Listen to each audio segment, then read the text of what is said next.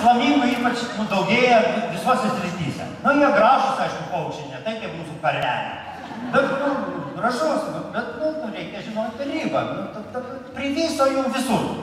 Pavyzdžiui, įsivaizduot, matot, kaip per televizorių vis kur nori. Matos policininkas yra kitas. Mielas ponios, myliu bučioju, negali. Visokie visažistai, kirpėjai. O apie paklausinį, jau kalbos maniera tokia atsirautus. Nu, vat ir įsivaizduokit, susitinka du tokie, nei tai visažistai, nei tai flioristai.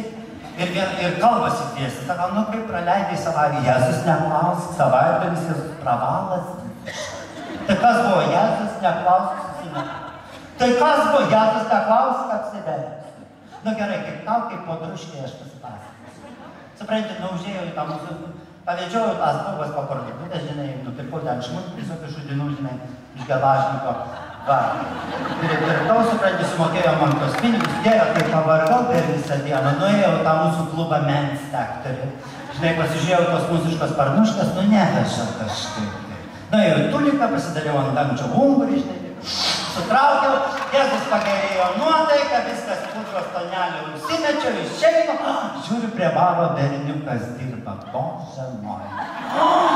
Jėzus visas iki pusės nuogas. Čia jūreiviška balta kepurė, čia skepetaitė parišta. Čia, žinok, tetrapakas. Čia bicepsas, tricepsas, ten jaučiu keturcepsas. Aš su juo taip susimirksėjau, jisai man sako, ne dabar, o darbo, okei. Per tą laiką nuvežėvau su taksi, nupirkau 2 butelius šampano, šambon. Aš jį pasiimu po darbo, Jėzus suprakaitavęs visas nuo darbo, žinai, parsivežiau su taksi, išprausiau vonioj su putom. Išpurškiau visokiais dezorgasmais, žinai, kas galėtų. Ištryniau talkų, kad neslystų. Papilšiau taip šampanų į taures, krištolinę žvakelį dega, intimas šviesa užgesinta, viskas tvarkoj, šampanų įpyliau, šambon. Į kiekvieną taurę po braškę, kad atsiskleistų šampanų skonis ir po gabaliuką šokolado ametėlį. Ir tą šokoladą stebė.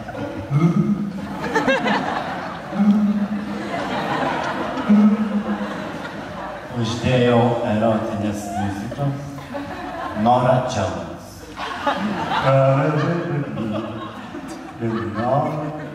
Jau šampanas iš taurių perėjo į mūsų akis. Ir kažkas apačiau jau juda į kontrabosą. Aš taip, žinai, lyg netyčia. Taip praeidamas, aš jau halatuką tokį daviau, žinai, šiltinį, pasiekti halatuką tokį užsmetį, žinai, šiltinį su pūku tokį, aš jam taip netyčia per petiras ir žvakelę taip. Užpučiau, halatuką pasikėjau, stovi laukia.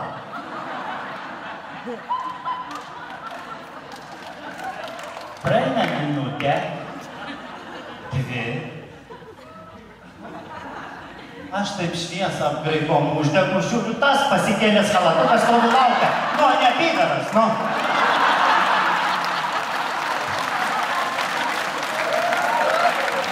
Vienas toks trumpas labai. Trumpėje geriausia. Skambutis telefonui. Alio. Sakykite, čia seksas telefonu. Jūs ne ten pataikėte. O, aš ne ten pataikėte. O yra, žinot, anksčiau, ir dabar yra per televiziją kažkokia, nevarysime televiziją, bet žinot, tokia yra spaudos apžvalga būdavo, kur skaitydavo spaudos apžvalgą ir vienas pranešėjas ir visą laiką tai buvo spaudos apžvalga, o dabar nukirstas pokalbis. Ir jeigu aš nebūčiau žinojęs prieš tai šito pokšto, tai aš, pažiūrėsiu, tokia reakcija buvo, kaip jūsų dabar bus. Tai buvo spaudos apžvalga, o dabar nukirstas pokalbis. Mama sako savo dukrai, dukrelė, man vis vien, kad tau yra 18 metų, tačiau su tokiu trumpu sijonu ir tokiu makiažu į jokią diskoteką neisi. Tai buvo nukirstas pokalbis. Vienas neadekvačiai sureagavo.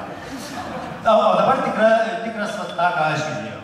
Mama sako, man nusišyk, kad tau 18 metų. Bet su tokiu trumpu sijonu, į tokį makiažą, jokią diskoteką diskoteką neisi, supratai, Petriukai? Visai keičiasi kažkaip požiūris. Gerai, baigiam apie flamingus, pereinam prie kitos temos. Jūs tikriausiai žinot, kad pasaulyje yra 3 dalykai, kuriuos galima žiūrėti atitraukiant akių. Tai yra tekantis vanduo, tekanti ugnis ir tai, kaip blondinė parkuojasi. Moteris blondinės šviesios, jūs dažytos nekreipkite dėmesio, čia yra neplaukų spalva.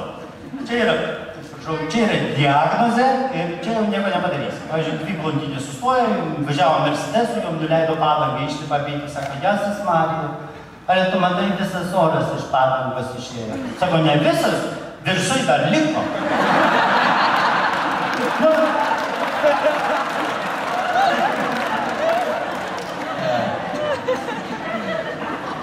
Kaip žmona blondinė savo vyrui, sako, Dievas, koks tu pas mane protingas, bet tu toks protingas, tiesiog genialus, sako, normalus aš, čia tiesiog tu durna.